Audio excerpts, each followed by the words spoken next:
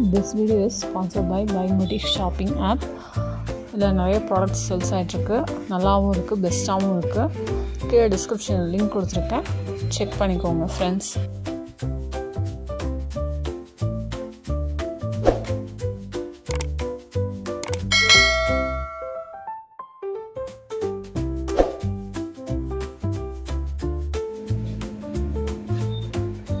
Hi friends, welcome to my channel.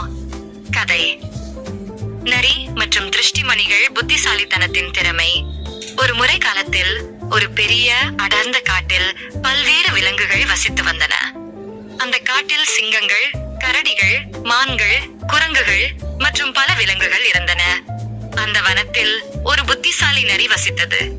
அது எப்போதும் தனது அறிவால் ஆபத்துகளில் இருந்து தப்பித்து வாழ்ந்தது.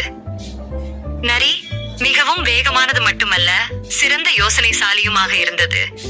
அது எப்போதும் தனது புத்தியால் பெரிய விலங்குகளையும் ஏமாற்றிவிடும். நரி உணவுக்காக தேடுகிறது. ஒரு நாள் அதே மயத்துகைதாய் அந்த நரி தீவிரமாக உணவிற்காக தேடிக்கொண்டிருந்தது. அது பல இடங்களில் சுற்றியது, ஆனால் உணவாக எதுவும் கிடைக்கவில்லை. அதனால் அது ஒரு பெரிய மரத்திற்கடியில் அமர்ந்து ஓய்வெடுத்தது. அப்போது திடீரென்று சற்றே தூரத்தில் ஒரு கரடியை பார்த்தது. அது பசி கொண்டு தன்னுடைய உணவை சாப்பிட்டுக் கொண்டிருந்தது. நரி கரடியை பார்த்து, இதற்கு நெருக்கமாக சென்றால் எனக்கும் உணவு கிடைக்கலாம் என்று யோசித்தது. ஆனால் அதைவிட சிக்கலான ஒரு விஷயம் நடந்தது. நரிக்கு ஏற்பட்ட ஆபத்து. நரி கரடியை நோக்கி செல்லும் போது திடீரென்று ஒரு சிங்கம் தோன்றியது. அது மிகவும் பசித்திருந்தது.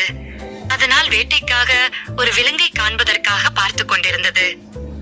சிங்கம் மெதுவாக நடந்து நரிக்கு பக்கம் வந்தது. நரி சற்று பயந்து போனது. ஆனால் உடனே தனது புத்தியால் ஒரு சூழ்ச்சி யோசித்தது.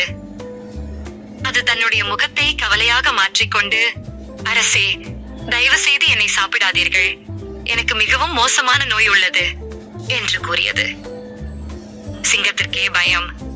சிங்கம் ஆச்சரியப்பட்டு, என்ன நோய், நீ நல்லாத்தான் இருக்கிறாய் போல் என்று கேட்டது. நரி தனது குரலை மென்மையாக்கி, அரசே, நான் ஒரு பழமொழியான திருஷ்டிமணிகளை எனக்குள்ளே வைத்துள்ளேன். அவை என்னை பாதிக்கவில்லை. ஆனால் யாரேனும் என்னை தட்டினால் அவர்களுக்கு பெரும் ஆபத்து நேரிடும். இது ஒரு மந்திர பொருளாக இருக்கலாம். நீங்கள் என்னை பங்கவோ அல்லது என்னை சாப்பிடவோ செய்தால் உங்கள் வாழ்வே ஆபத்தில் இருக்கும் என்று கூறியது. சிங்கம் அசண்டு போய் பின்னடிக்க தொடங்கியது. அப்படியா, திருஷ்டிமணிகள் எனக்கு தேவையில்லை, நான் வேறு வேட்டைக்கு போகிறேன் என்று சொல்லிவிட்டு வேகமாக அங்கிருந்து ஓடிவிட்டது.